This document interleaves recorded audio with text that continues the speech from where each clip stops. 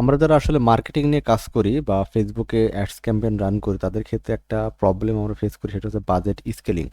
But ব্যাপারটা এরকম হয় যখন আমরা দু একটা ক্যাম্পেইন যখন আমাদের সামনে থাকে, যেমন সাপোজ এইখানে, তখন এটা আমরা ম্যানুয়াল আসলে ম্যানেজ করতে পারি যে কোনটা ভালো কোনটা খারাপ চলতেছে। বাট যখন আমাদের মাল্টিপল আসলে ক্যাম্পেইন থাকে আর কি, সাপোজ আমাদের 10টা 15টা ক্যাম্পেইন আসলে চলতেছে, যেমন আমার এই প্রজেক্টের মতো, একটু দেখানোর চেষ্টা করি।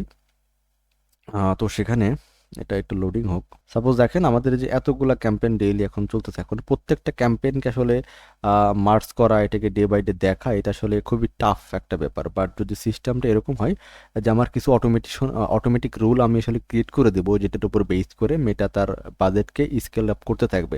এবং এখানে আরেকটা প্রবলেম হয়, যখন আমি ম্যানুয়ালি কোনো বাজেটকে স্কেল আপ করতে থাকবো তখন কিন্তু ক্যাম্পেইন আবার রিলঞ্চ হয় বা রিপাবলিশ হয়, তখন কিন্তু নতুনভাবে যখন আবার রিস্টার্ট হয় তখন কিন্তু সে বাজেট স্কেলিংয়ের কারণে আপনার যে পারফর্মিং ক্যাম্পেইনটা আছে সেটা কিন্তু ড্রপ করে।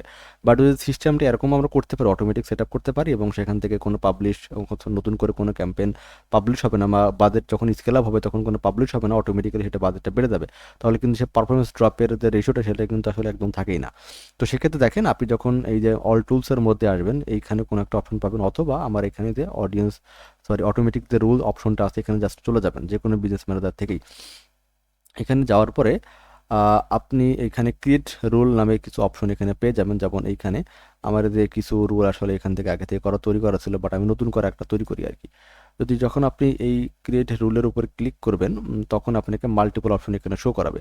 প্রথমে আসবে হচ্ছে রুলের নেম, আমি নেমে পরে আসতেছি। পরবর্তীতে দেখেন যে অ্যাপ্লাই ইউর রুল, মানে কোথায় আপনি অ্যাপ্লাই করতে চান, এটা কি অল ক্যাম্পেনে, অল অ্যাডসের নাকি অল অ্যাডে। আমি অল ক্যাম্পেনে এখন এখানে রুল ক্রিয়েট করতে যাচ্ছি। এবং এখান থেকে আপনি কিছু অপশন পেয়ে যাবেন যে ক্যাম্পেইন অফ করবেন, ক্যাম্পেইন অন করবেন, বা কোনো নোটিফিকেশন চাচ্ছেন, বা বাজেট ইনক্রিজ ডিক্রিজ, বা লাইফ টাইম, বা ডেলি বাজেটে খেতে চাচ্ছেন। আমি চাচ্ছি আমার ডেইলি বাজেটটা আমি ডে বাই ডে ইনক্রিজ করবো আর কি। এবং এটা কত পার্সেন্ট করতে যাচ্ছে, যে আমি ডেইলি বাজেট আমার হচ্ছে 15% করে আমি ডেইলি আপডেট করতে যাচ্ছি আমাদের পার ক্যাম্পেইনে। আমার যে রিকোয়ারমেন্ট আছে সেটা যদি ফিল আপ হয় তাহলে এটা ডেইলি বাজেট আমার 15% করে ইনক্রিজ হবে ডেইলি।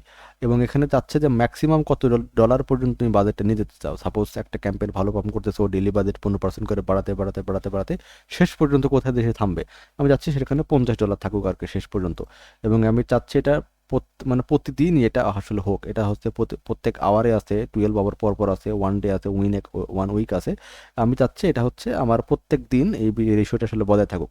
এখন আমাদের যে রুলটা আছে, মেইন যে রুল আমি সেটা সেট আপ করবো, সেটা হচ্ছে আমি কিছু লিমিটেশন এখানে দিয়ে দেবো বা ক্রাইটেরিয়া দিয়ে দেবো, যে আমার পারচেস ক্যাম্পেনের ক্ষেত্রে বা সেলস ক্যাম্পেনের ক্ষেত্রে এটা কিন্তু কাজ করবে। হ্যাঁ, যে কস্ট পার রেজাল্ট। তো কস্ট পার রেজাল্টের ক্ষেত্রে আমি চাচ্ছি যে লেস দেন, হ্যাঁ লেস দেন মানে যদি আমার পার পারচেস $1.8, হ্যাঁ মানে $1.5 আন্ডারে আসলে হয়। আমি আরেকবার দেখানোর চেষ্টা করি। আমি এখানে কি দিলাম, যে আমাদের কস্ট পার রেজাল্ট মানে আমার পার পারচেস যদি ওয়ান পয়েন্ট এই যে 1.50, মানে $1.5 নিচে আসলে যদি হয় তাহলে এই রুলটা আসলে অ্যাপ্লাই হবে। এবং এটা আমি চাচ্ছি যে লাস্ট 2 দিনের ডাটার উপরে বেস করবে। ঠিক আছে, লাস্ট 2 দিনের ডাটা সে দেখবে, দেখার পরে সে যদি ভাবে যে আমাদের লাস্ট 2 দিনে আমাদের প্রত্যেকটা ক্যাম্পেইনে পার পারচেস আসছে হচ্ছে $1.5 আন্ডারে, তাহলে সে অটোমেটিক্যালি আমার বাজেটটা 15% করে আসলে বাড়ায় দেওয়ার চেষ্টা করবে। ঠিক আছে। আচ্ছা, আপনি যতবার এখানে ক্লিক করবেন এটা আবার নতুন করে সেট আপ করা লাগবে। ওকে, তো এখানে দেখেন আমার সেট আপ হয়ে গেল। ঠিক আছে, $1.5। আর এখান থেকে এমন আর কিছু কাজ করা নেই, জাস্ট ডেলি বাজার আপনি ডেলি এখান থেকে সিলেক্ট করে দিবেন। তাহলে দেখেন কতগুলো ক্রাইটেরিয়া আমরা আস্তে আস্তে মিলালাম। সেটা হচ্ছে আমাদের অল ক্যাম্পেইনের উপর একটা সেট আপ থাকবে। আমি বাজার ডেলি ইনক্রিজ করব কত পার্সেন্ট করে, 15% করে। আপনারা জানেন যে ফেসবুকের ক্ষেত্রে বা মেটার হিসাবে ডেইলি বাজেট আপনার 20% করে ইনক্রিজ করতে পারেন, বাট আমি চাচ্ছি আমাদের একটু কম থাকুক, 15% থাকুক আর কি। এবং আমি চাচ্ছি ম্যাক্সিমাম আমার এই বাজেটটা হচ্ছে $50 যদি গিয়ে যেন স্টেবল হয়, বা এটাই শেষ পর্যন্ত তার লিমিটেশন। এবং এটা ডেইলি যেন সে অপটিমাইজ করতে পারে। এবং লাইফ টাইম ইমপ্রেশন, একটা ক্যাম্পেনের ইমপ্রেশন যখন 8,000 হবে তারপর থেকে আসলে এই রুলটা অ্যাপ্লাই হওয়া শুরু হবে।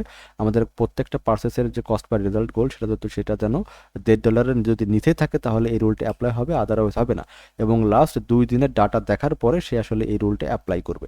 এই সবগুলো ক্রাইটেরিয়া যখন মিলবে তখন হচ্ছে আমাদের রুলটা অ্যাপ্লাই হবে। তো আমি এখানে নামটা দিয়ে দিই যে TR01, জাস্ট একটা নাম আপনার জাস্ট পছন্দ বা আপনি যেভাবে চাচ্ছেন আর কি। আমি যদি দিলাম যে কস্ট পার রেজাল্ট যদি হচ্ছে আমার আহ, এটা হচ্ছে লেস দেন, হ্যাঁ লেস দেন যদি আমার 1.50 ডলার, আমার যদি $1.5 আন্ডারে এটা যদি থাকে তাহলে ইকুয়াল আমার হচ্ছে 15% করে 15% করছে বাজেট বাড়বে, বাজেট এখানে ইনক্রিজ হবে, ইনক্রিজ, ঠিক আছে। এইভাবে যখন আমি জাস্ট এটা ক্রিয়েট করে দিলাম তখন এটা অপটিমাইজ করবে।